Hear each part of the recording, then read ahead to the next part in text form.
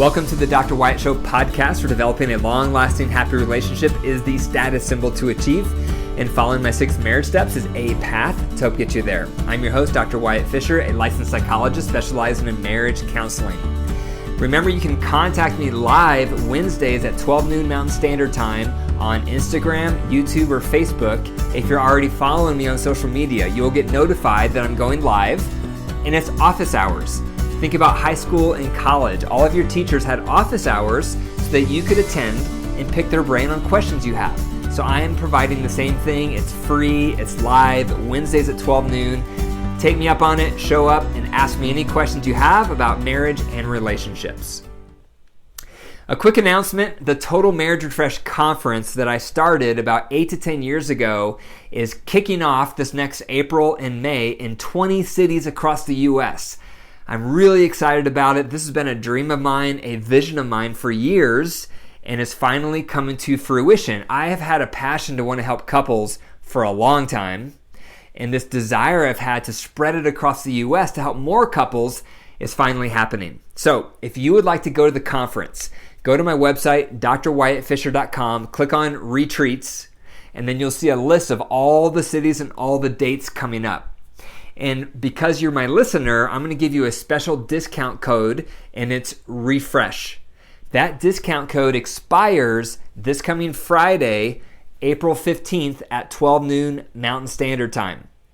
The code again is REFRESH. It expires this Friday, the 15th at 12 noon. If you want to go to my website, drwyattfisher.com, click on Retreats. You'll see all the cities. Click on the one closest to you. Register using that discount code. I highly encourage you to come. In the conference, you're going to learn my top 6 steps to marital satisfaction. You're going to learn a lot of tools, a lot of tips, a lot of strategies, and it's a day for you and your partner to reconnect. There's no group sharing. You're not going to be put on the spot. It's just time to relax, get out of the craziness of life, and to focus on your marriage. Think about your car. You take your car in for an oil change every 6 months, most likely, and if you don't, the motor will start to break down. Likewise in your marriage. You need to go to conferences, read books, listen to podcasts to refresh your relationship. And so this conference, the Total Marriage Refresh, is a wonderful way to give your marriage an oil change. So again, drwyattfisher.com, click on Retreats, find your city, then use the discount code REFRESHED by this coming Friday, the 15th of April by 12 noon Mountain Standard Time. Okay, the podcast today I'm going to cover is 3 routines to supercharge your relationship. We need routines to supercharge our relationship. When you're first falling in love, you don't need a routine because you're enamored with your partner. You're infatuated. You can't get enough of them. So everything is organic and beautiful and hot and sexy and wonderful. But once you've been together for a while, about a year and a half onward, the newness dies off and the realities of life set in. Now you're focused on careers. Now you're focused on kids, or now you're focused on mortgage and 401ks, and all these other pressures and stressors come in, and you take your eye off each other. And if you're not careful, you disconnect. You stop feeling close. You start detaching from each other. So we all need connecting rituals, connecting routines to stay close. Now I'm going to go through my top 3 that I recommend you considering. The first one is 4 days a week. You want to develop a head-heart check. The head-heart check is a wonderful tool to stay close emotionally because we're always changing. What you're excited about today, sad about, fearful about, stressed about is different compared to what it's going to be tomorrow or a week from now or 2 weeks from now. We're always evolving. But we often don't have a mechanism or a tool to stay updated on our partner and for them to stay updated on us. So if we're not reconnecting with our partner, we get distant. We start feeling like 2 ships passing the night where we really don't know each other anymore. And when we disconnect emotionally, we start disconnecting physically. So 4 days a week, I highly recommend considering developing a head-heart check. So what you do before you enter into the head-heart check is you take a few moments getting in touch with yourself. What have you been feeling? What have you been thinking about? Have you been mad or sad or glad or fearful? Get in touch with yourself, because when you have the head-heart check, you want to be ready so that when your partner asks you what's been on your head and heart, you have some things to share. Because emotional intimacy is not just becoming a good listener, it's also becoming a good sharer. You have to learn to share. Doesn't mean to make up stuff, doesn't mean it has to be complicated, doesn't mean you have to have it all figured out, but what it does mean is you're taking a few moments to gather your thoughts, to capture your feelings. What have I been feeling? What have I been thinking about? So that you have content to share. Now, when you have the head-heart check, you want to put away your phones, turn off the screens, give undivided attention. Then you take turns asking each other what's been on your head and heart. There's 2 ground rules. The first ground rule is you can't share anything negative you've been feeling about your partner, because that's going to turn it into a conflict. So this is things that you've been feeling and thinking about life in general, about your kids, about your finances, about your career, about your hobbies, those types of things. The second ground rule is you can't fix. All you can do is be supportive and empathize. When your partner is venting and when they're sharing about the tough stuff in their life, do not give them suggestions. Do not offer advice. Do not tell them what to do. Instead, empathize and be supportive. And that sounds like this. I can see how you'd feel X because of Y. Or it makes sense that you would feel this because of that. Or no wonder you feel X. Or I can see how you'd feel that way. Or that sucks. All of those are variations of empathy. Empathy communicates, I have your back. You're not in this alone. The thing you're trying to fix when your partner vents is them feeling alone in their distress. That's what you're trying to fix. And the way to fix that is empathy. The second routine, 2 days a week, you want to start having a mini date. The mini date can be from 1 hour up to 3 hours.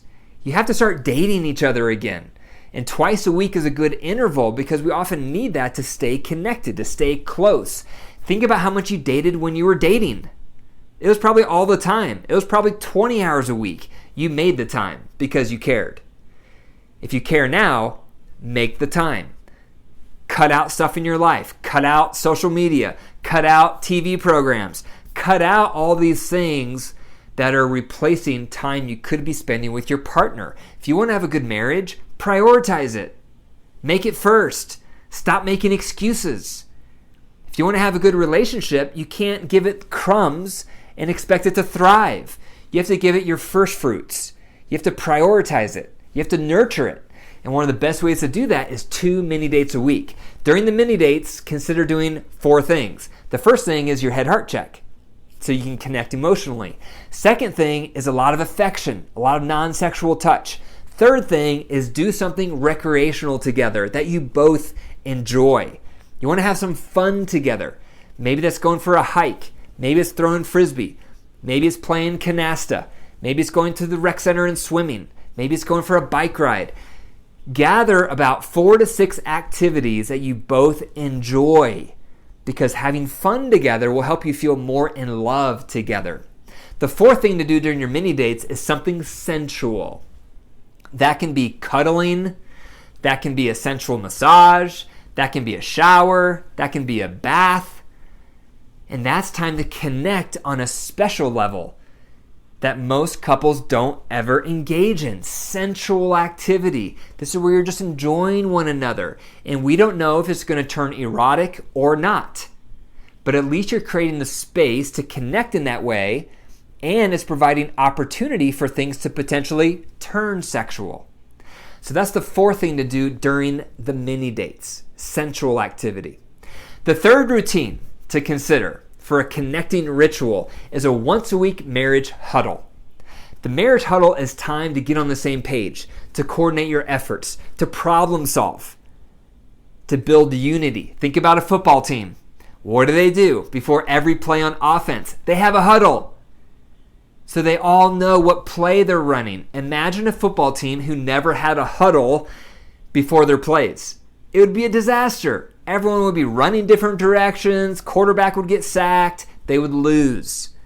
Think about a company. They have weekly meetings. Why? To get on the same page, to problem solve, to fix things, to coordinate their efforts so that there's unity and teamwork, because then the company will start to prosper. Likewise in marriage, we need a once-a-week marriage huddle to get on the same page, to coordinate our efforts. And this is going to be different topics for each partner. One partner may bring to the marriage huddle concerns they have about one of your children, or concerns they may have about some of your finances. Another partner may bring to the table concerns that they have about in-laws, or concerns they have about chores around the house. It's going to be different per partner what's brought to the marriage huddle. So it's time to work through those topics so that you can develop a team approach. So you're operating out of the same playbook. This is where you need to share power. This is where you need to bounce the ball. Bounce the ball is you share your opinion, your value under that opinion, then you bounce that ball and say, what do you think? Then your partner does the same. They share their opinion, their value under the opinion, and then they bounce the ball and say, what do you think? And then you slowly start making steps to meet in the middle. That's how you share power. Sharing power is vital during the marriage huddles. So, if you want to sustain a long-term relationship and stay happy, buy into the value of connecting rituals, routines to keep you close. You're not going to stay close spontaneously. You're not going to stay close organically. There's too many pressures that are going to weed out your love. You have to be intentional and develop routines to stay close, to stay in love. And there's the top 3 that I recommend. Number 1, 4 days a week, cultivate a head-heart check. Number 2, 2 days a week, have a mini date. And number 3, 1 day a week, do a marriage huddle. Thanks for listening to the Dr. Wyatt Show podcast. If you enjoyed the episode, click the 5 stars and leave a review.